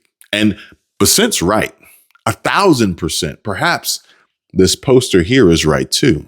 a man who says Minnesota Governor Tim Walz is set to resign within the next week, according to multiple reports from within the Walz campaign. This comes after he was referred for criminal indictment over massive Somali fraud within the state. And look, I'll say this. This is where I first heard of Tim Walz quitting, dropping out of the gubernatorial race before it ever even happened. Before he took to the podium, tail tucked between his legs, bowing out like a coward, all before refusing to answer a single question from reporters. What a loser. He isn't a real man. I mean, not that he has ever once even remotely fooled me to believe that he could be out there cosplaying as a mechanic or a hunter with his flannel. And so you see, ladies and gentlemen, we've gotten very deep in today's conversation, and it was very much needed, in my opinion. This is real talk for real Americans, substance over sensationalism. But Armstrong Williams' recent commentary captures a broader theme of societal division being exploited for political gain. And he says, this is no longer about immigration, civil rights, or reform. It's about power, about who benefits when cities burn, when laws are paralyzed, and when Americans are turned against one another. While legacy media outlets and digital platforms too often serve as accelerants rather than brakes, history is unforgiving to societies that confuse chaos for conscience. And the longer we indulge this deception, the closer we move to consequences we will not be able to control. While Williams's words appear rooted in U.S. domestic tensions, potentially referencing ongoing debates around immigration policy, protests, and media influence, they echo dynamics seen in international contexts where instability is leveraged for control. An international conflict that CNN and the like do not want to report on. One such parallel can be drawn to the unfolding crisis in Iran, where nationwide anti-government protests have entered their third week, sparked by economic hardships, corruption allegations, and demands for regime change. 3 weeks, folks, and no word, not a single mention from the MSMs. Human rights groups estimate the death toll at over 500 to 650 protesters killed in crackdowns, with thousands detained and widespread internet blackouts imposed by the authorities. Think stripping Scott Bessent of his security, or just being mainstream media and blacking out real news. This is happening, folks. But the Iranian regime has labeled the unrest as foreign-instigated chaos, while critics argue it's a genuine uprising against authoritarian rule, with state media accused of amplifying division to maintain power. And doing what we do best here and connecting these dots, some observers like myself see similarities in how entrenched powers, whether in Tehran or through polarized U.S. politics, might benefit from prolonged disorder. In Iran, the theocratic government has long used external threats, for example, tensions with the West, to justify internal repression and rally support, mirroring Williams's point about confusion of chaos for conscience. On the U.S. side, debates over immigration and cultural integration have fueled accusations that certain policies enable exploitation or division. For instance, critics of Democratic approaches to immigration reform argue they prioritize open borders over asylum policies that could inadvertently allow fraud, radical elements, or economic strain, potentially weakening Western institutions. Proponents frame these as humanitarian efforts aligned with American values of diversity and opportunity. But this ties into broader narratives about Islam's role in the West. There, I said it. Or, while some Muslim immigrants integrate peacefully, isolated cases of extremism or fraud, and for example, involving Somali communities in the United States, are highlighted to claim a deliberate strategy of destabilization. Yet, evidence for coordinated destruction remains to be revealed and exposed. The investigation is ongoing. While President Trump's response to Iran exemplifies his peace through strength doctrine, a campaign staple emphasizing deterrence without endless wars, He's publicly supported the Iranian protesters, warned the regime against further violence, and hinted at economic isolation or targeted strikes if needed, while avoiding commitments to ground invasions. This approach contrasts the past U.S. interventions, which Trump has criticized himself, and aims to empower internal change, aligning with Make America Great Again by reducing foreign entanglements that drain resources. Some voices on the right praise this as America First foreign policy, arguing that weakening Iran's regime curbs global terrorism and stabilizes energy markets. Others, including some conservatives, caution against escalation, viewing it as potential warmongering influenced by allies like Israel. Of course, Democrats' stances vary. Historically, some have favored diplomacy with Iran, like the 2015 nuclear deal, but recent shifts show figures aligning with Trump's stance on human rights abuses, possibly to counter perceptions of weakness or appeal to voters amid midterms. This, much like the lady yelling on the microphone with Ilhan Omar in tow, the Democrats have no choice but to succumb to Trump. We are the resistance, and the imperial order of the dark side shall fall. It would behoove Democrats to fall in line now before it's too late. And they have. But it's just that the media doesn't want you to know. And I've had personal talks with some Democrats. I can't tell you who they are. I just don't want to do that. It's not fair to them. About paying large amounts of dollars back to the people. You know, this was my idea. It came up during that. You know, oftentimes under times of stress, like the shutdown, you come up with great ideas that you wouldn't have thought of before. The insurance companies are making a fortune. Their stock is up over 1,000% over a short period of time. They are taking in hundreds of billions of dollars, and they're not really putting it back, certainly not like they should. So when I see this, and when I've seen this over the last pretty short period of time, I said, why do we just pay this money directly to the people of our country and let them buy their own health insurance? And you know, I made that statement, and I made it a little bit cavalierly, but it sounded good. And everybody has picked it up, including Democrats. And I am talking to some Democrats right now about doing that. People love it. We're going to take the money. Well, if it gets approved, we're going to take the money. We're going to pay it back to the people of our country to go out and buy health insurance. Now, they can put it in a health account. We can do it a lot of different ways. But they buy their own health insurance. They can negotiate price. And it's going to be locked, so they can't go out and buy a Cadillac.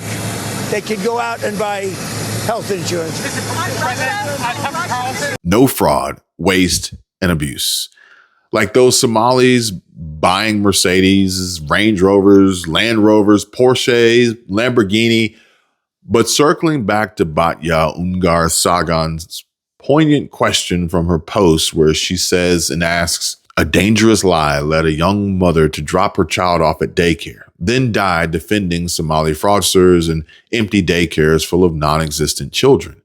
Can we expose this lie while maintaining our empathy for the horrible, tragic loss of life it led to? But it just underscores the tension between truth-telling and compassion. And this reference a tragic incident tied to alleged fraud in U.S. immigration communities where systemic deceptions like inflated daycare schemes, autism claims, leering centers, and feeding the hungry scams may have contributed to violence or loss. Substantiating broader points about policy failures requires nuance, and we must expose flaws in immigration oversight, media narratives, or foreign influences that foster division, because unchecked lies erode trust and stability. Or else, as Williams warns, societies risk irreversible consequences from indulged deceptions. Balancing empathy means acknowledging human costs, whether in U.S. fraud cases or Iranian streets, while pursuing reforms that prioritize security, integration, and accountability without broad brush demonization. To the regime leadership, Graham wrote, your brutality against the great people of Iran will not go unchallenged. Join me now in this Sunday Morning Futures exclusive. In the middle of these calls to return to power and free the people is His Royal Highness, the exiled Crown Prince of Iran, Reza Pahlavi. Your Highness, thank you so much for being here this morning. Good morning, Maria. We have seen other times when the people have risen up, but it feels different this time. You called for the people to mobilize for 2 straight nights this week. Does it feel different? Assess for us what is taking place this weekend in Iran. Maria, to put it into perspective, in the last 48 hours, Iranians have suffered more casualties than America did after the 9/11 attack.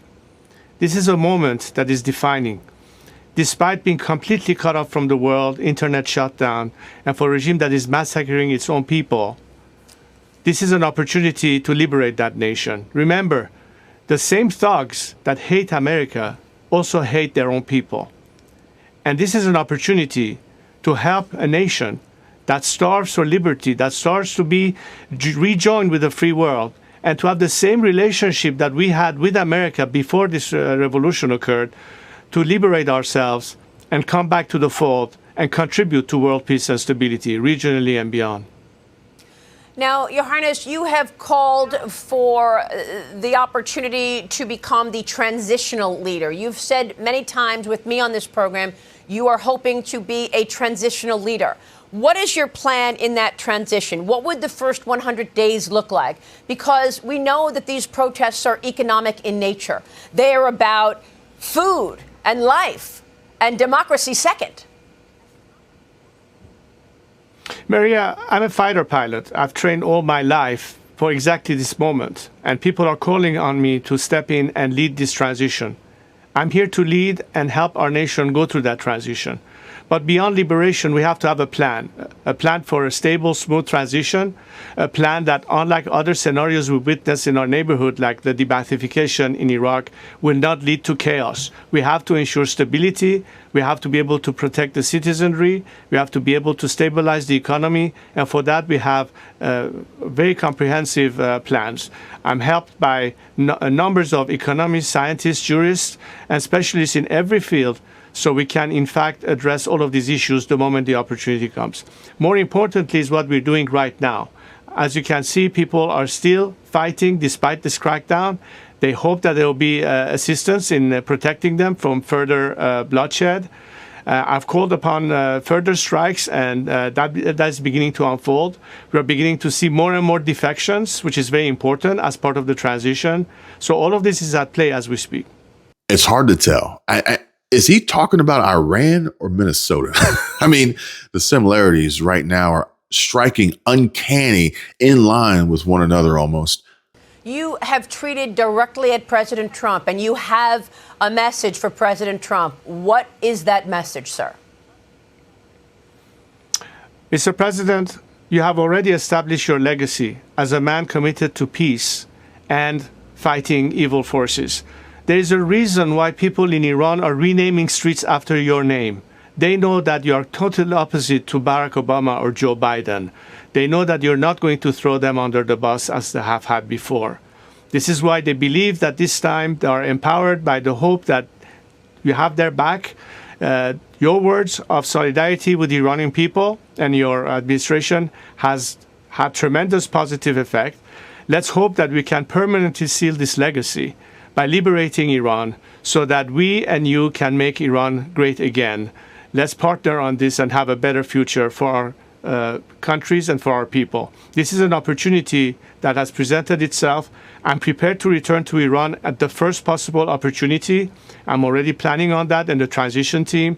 We hope only that the Iranian people this time will be victorious, and they will be, because I know that Iranians are prepared to die for this cause, and so am I. We're doing everything we can, and I think it's not just for us as Iranians, it's for the whole world.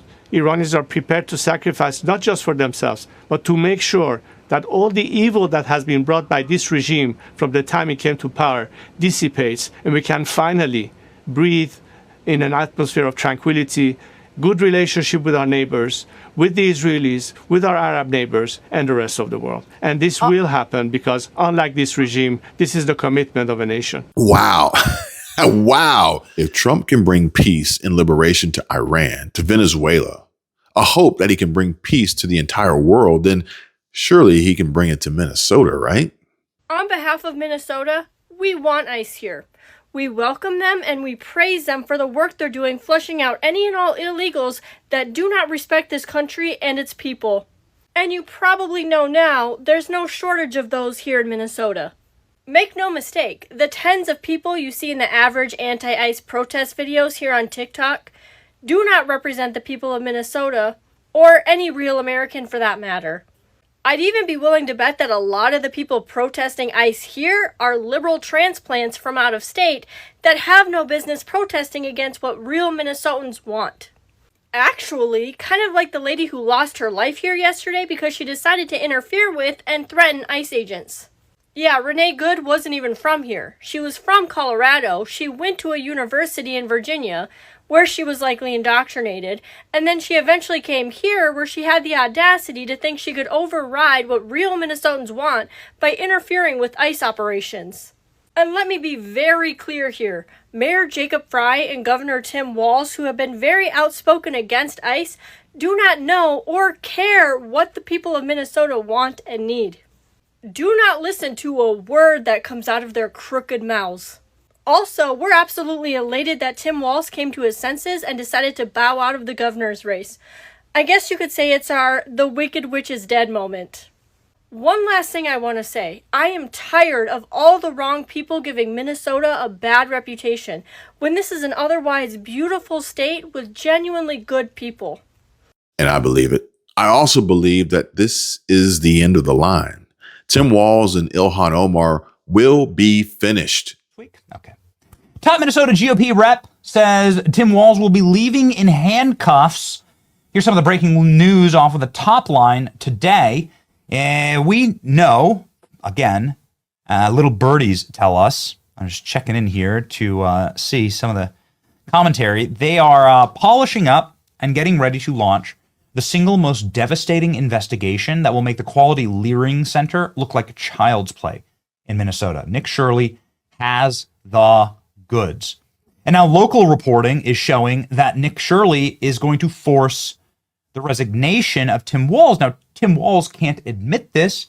He has to effusively scream and rant and rage and, behave like a complete tampon over this report. But there's only so much one man can do when the full weight and force of the federal government is collapsing upon him. So let's go ahead and listen to Tim Walz, just backstopping all this. Major local reporting, major independent reporting, saying that Tim Walz will not be able to survive his full term. We do have inside knowledge on this. We can report this. What is about to happen to Tim Walz today is going to be a career ender. Minnesota is in a state of total and complete collapse. Some of our friends were attacked yesterday. ALX, if you got that, let me know if there's a block in the script. Otherwise, just grab me some of that from Nick Sotor and Cam Higbee. Were attacked in the streets yesterday. Minnesota is teetering.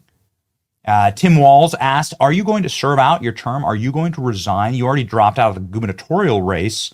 That was a huge humiliation. Are you even going to be able to survive the next couple of months of your term? Here we go. Their idea of improving this state is being a parrot for Donald Trump, agreeing to everything that he agreed with. Well, here's what I'm going to tell you. It ain't happening. I'm not going anywhere. And you can make all your requests for me to resign over my dead body. Will that happen? I will fight this thing till the very end to make this state better. And the question that I think they need to decide is when did the guy in the White House resign? When does he take accountability for what he did? Because it isn't going to happen here in terms of us shying away from making this. Yeah, okay, over my dead body. There's this great clip, ALX. It's from the same press conference that Tim Walz announced that he was resigning. It was on January 6th. And I find this absolutely fascinating, the cognitive disconnect here. It's called cognitive dissonance. It is a psychological phenomenon where you can hold two competing ideas in your mind at the same time, and you can believe both things which are antithetical and approxied to each other are true. And this is what I'm talking about right here. Thank you, ALX. This is Tim Walz's first time answering to the cameras why he's dropping out of the race. And he's so panicked by it that he starts screaming about January 6th. It was January 6th. Okay, that was the date. It's just a couple days ago. But Tim Walz, when asked, like, there's all this grotesque Somali fraud, you're being investigated by the Department of Justice, Department of Labor, Small Business Association, HHS, the DOJ, the Treasury Secretary was here all week. And I don't know if we have anything from Bessett, but Bessett was on a warpath in Minnesota. It was really something else. He blocked all wires out of the country. If you're getting welfare and then you take that welfare and you send it out of the country, like, how dumb are we how stupid are we as a nation? How weak? What bitches are we if we just like allow some immigrant, some parasite to come here and then to accept money from our treasury and to immediately wire it out of the country? What does that say about the state of our welfare system and the massive reforms that it must take? Because it's like a double insult. That money, at the very best explanation for this, is that like somebody's really needy and like now they can eat. The next best explanation is, hey, if they don't even need it to eat, at least they'll spend it here in our economy. The worst possible explanation is this is a foreign parasite that is taking that money, sending it abroad to go fund Islamic terror against America, which is exactly what happened with the Somalis. Breaking news from Just the News this morning, the federal government has caught a bunch of Somalis with $700 million worth of cold, hard cash in their suitcases at the Minneapolis airport. I know that was breaking at time of recording here, and I'm asking for a lot of assets and building the show live, but there's just been a lot going on in Minneapolis that would facilitate and necessitate Tim Walz resigning. Okay, so we're doing the weave here. We're doing the weave. Here is Tim Walz saying, no, January 6th, it's really, really bad. January 6th, really bad. Who cares that I am dropping out of the race and there's all this Somali fraud and they're catching, low IQ, mentally handicapped IQ level Somalis with bags of hundreds of millions of dollars at the airport. Pay no attention to the Quality Leering Center. January 6th. It's like an incantation for these people. It's like a shaman. It's like an incantation. It's like a spell that they cast on you. Listen to this. Governor, what decision to end your campaign by yourself, or did you receive pressure from Democratic allies? This is a decision that I make and make with my family. And certainly, I think, as I said, it's the right decision. I'll note, I think it's appropriate we're here today. The war that's being waged against Minnesota, you're seeing it. We have a ridiculous surge of apparently 2,000 people not coordinating with us that are for a show of the cameras. I'm going to note to all of you, today is January 6th. There's no debate what happened.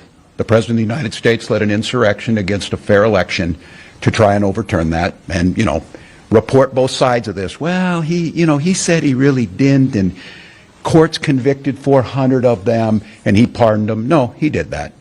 He did that, and that's today. And it's clear that we also saw today he implemented 5 states are being punished with a freezing of federal funds illegally that were appropriated by Congress, our tax dollars. So Tim Walz announcing his humiliating resignation from the gubernatorial race. We hear again that he is going to resign his office because of the weight of the full federal investigation against him from multiple branches of the federal government. Minnesota is effectively a inoperable state right now because the federal government has taken away all of their monies, all of it. Everything from HHS, everything from DOJ, everything from the Department of Labor, that's unemployment benefits. It's all frozen. It's all shut off. Effed around and found out, man. But then he says, listen, I just want to talk about how duplicitous this style, because Gavin Newsom's doing the same thing to us right now. It's wild. What this level of gaslighting, how easy it is to destroy it. Okay, so here's the game. Tim Walz has been trained like every Democrat, like a Pavlovian dog. You ring the bell, they start to drool. Whenever you're in trouble, scream January 6th. Okay? Scream January 6th. Okay? Your wife turns on the light and you're cheating, scream January 6th. Whatever it is. Okay? The cops catch you with a couple bodies, bloody body bags in the back of your trunk, scream January 6th. It is the get out of jail free card for any lib, for any Democrat. So because Tim Walz knows he's completely effed, he just starts screaming about January 6th. And he starts talking about how Republicans are the ones who attacked federal law enforcement and how important it is for Democrats to defend federal law enforcement. Almost like God has the greatest sense of humor, which he does. Fate loves irony. God sure does have he has the greatest sense of humor. And yes, you heard that right, folks. Benny Johnson and his live stream today entitled Tim Walz to resign from office after Somali scandal, new scum and panic over fraud investigation. But you know what's funny? Is I asked Grok, is there a Polymarket poll going right now about the likelihood of Governor Tim Walz resigning? For which Grok promptly and enthusiastically replied, yes, there is an active Polymarket prediction market right now specifically about the likelihood of Governor Tim Walz resigning as governor of Minnesota. But folks, this is where I leave you today. And ladies and gentlemen, as we've explored in this show, if Tim Walz were to resign amid this massive fraud scandal rocking Minnesota, estimated at billions in misused taxpayer dollars on childcare and Medicaid programs, it wouldn't just be another chapter in political drama. No, it could spark a seismic shift, opening doors to fresh leadership and real accountability. And here I have for you the top 3 most likely scenarios with the fire they deserve, because this isn't just speculation. It's a glimpse into the future where we all, patriots, can reclaim the reins. First and foremost, the voluntary resignation to dodge escalating scandal or personal pressure. That's the big one, the most plausible path. Picture Tim Walz stepping aside, maybe mumbling about family or health, just like we've seen in other high-profile exits. This fraud mess has already forced him to bail on his 2026 reelection bid. And with Republicans like House Majority Whip Tom Emmer blasting him and warning of handcuffs, if probes ramp up, subpoenas flying, indictments dropping, or even Trump-era funding cuts, he might bolt to save what's left of his legacy and spare the DFL party furthermore embarrassment. And then, boom, like a bomb blast went off, an explosion, as Lieutenant Governor Peggy Flanagan ascends, making history as Minnesota's first female and Native American governor. But here's the excitement. Her rise could shake up the 2026 Senate race that she's already in, and with Senate President Bobby Joe Champion likely stepping into her old spot, we're talking about a full reset. Why is this likely? Well, because Walz is facing family threats, party doubts, and nonstop attacks from Trump and MAGA and the GOP. This isn't just a defeat. It's an opportunity for real Americans to demand better, preserving our Western and Christian values from the rot of unchecked corruption. Next, or behind door number 2, a resignation triggered by imminent legal hammer drops. Plausible, yes, and boy, oh boy, oh man, the fireworks if it happens. If feds or state probes nail Walz or his crew for oversight failures and schemes like Feeding Our Future, he might just quit preemptively to cut a deal or try and skip a trial in office. Dozens are already charged, and critics say his administration ignored several red flags for years. So much for Ilhan Omar and her claim that Trump is wasting money investigating their fraud scam. This has been in the works long before Trump sat back down at the resolute desk, little girl. But the same outcome would ensue. Flanagan would take the helm, but this amps up the partisan war. Republicans hammering Democratic corruption. Dems crying witch hunt. It could drag Flanagan into the spotlight too, accelerating the gubernatorial race with players like Attorney General Keith Ellison eyeing the prize, but he too is in the hot seat as well. But this scenario, it's Trump's mystery weapon in action. Real Americans, patriots like you and me, rising up to expose and end the games with independents like Nick Shirley, that fearless YouTuber who's been dropping bombshells on Minnesota fraud faster than the establishment can spin, leading the charge as the new media guard. And thirdly, or the long shot here, is forced removal via impeachment or incapacity. Least likely, but imagine the drama if the DFL-controlled legislature bends to Republican pressure and goes for it over malfeasance. It'd be messy. Court fights, fallout galore, but if it sticks, Flanagan or the Senate president steps in, shattering Minnesota's governance image amid funding pauses and audits. No momentum yet on this one, but in a world where conservatives preserve our values, this could be the ultimate wake-up call. Now, let's connect the dots to history because patterns matter. We've seen Democratic governors resign in disgrace over bad behavior that stains public trust, like Andrew Cuomo in 2021, booted for sexual harassment after a damning AG report found him harassing nearly a dozen women, facing impeachment threats from his own party, including Biden and Schumer. Or Elliot Spitzer in 2008, resigning in shame after getting caught in a prostitution ring as Client 9 with federal charges looming. Don't forget Jim McGreevey in 2004, stepping down after admitting an affair with an unqualified appointee, blending personal scandal with ethics violations. And John Kitsaber in 2015, quitting amid probes into his fiance's shady consulting gigs. These aren't isolated. They're examples of how unchecked power leads to downfall, eroding the values we hold dear. But flip the script. Plenty of Democrats resign for triumphs, moving up to higher offices and achieving greatness. Think Grover Cleveland leaving New York's governorship in 1885 to become president, steering the nation through economic reforms. Martin Van Buren resigned in 1829 to serve as Secretary of State, later becoming president himself. Woodrow Wilson stepped down from New Jersey in 1913 en route to the White House, championing progressive ideals. Franklin D. Roosevelt left New York in 1933 for the presidency, leading us through the Depression and World War II. Jimmy Carter resigned Georgia's post in 1975 to win the Oval Office, focusing on human rights. Bill Clinton ditched Arkansas in 1993 for his presidential run, overseeing economic booms. These successes show what's possible when leaders advance with integrity. Just imagine if Walz's exit paves the way for similar upward momentum in Minnesota, fueled by real American leaders.